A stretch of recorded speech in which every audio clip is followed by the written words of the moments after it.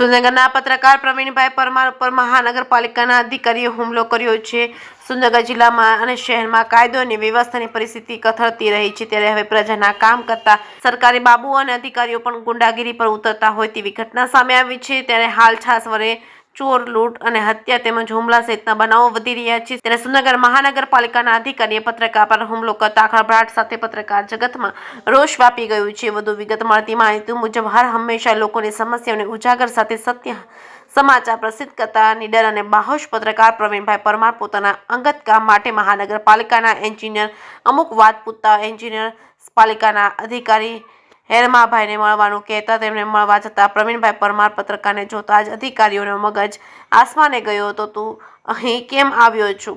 તું મારા વિરુદ્ધ અને ખરાબ બહુ લખે છે તે બાબતે ઉશ્કેરાઈ જતા પત્રકાર પ્રવીણભાઈ પરમાર ઉપર ટીકાપાટો સાથે હુમલો કરી જાનથી મારી નાખવાની ધમકી આપી આક્ષેપો સાથે પત્રકાર પ્રવીણભાઈ પરમારે જિલ્લા પોલીસ વડાને રજૂઆત સાથે એ ડિવિઝન પોલીસ મથકે રજૂઆત નોંધાવતા અધિકારી સામે કાયદેસરની કાર્યવાહી કરવા ઉગ્ર માંગ કરી છે।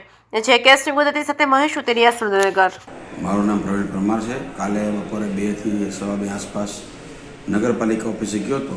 થોડું અંગત કામ હતું ને દબાણનું ને સેનિટેશનનું પ્રશ્ન પૂછવા હતા, બાંધકામનું છે, ફાયર સ્ટેશનનું હતું, એનું કે જમીનની વિગત મારે પૂછવાની હતી। એટલે હું પહેલાં ચીફ ઓફિસરની ઓફિસે જે બેસે અધિકારી એમને મળવા ગયો, એની અંદર થોડી વાત કરી અને પછી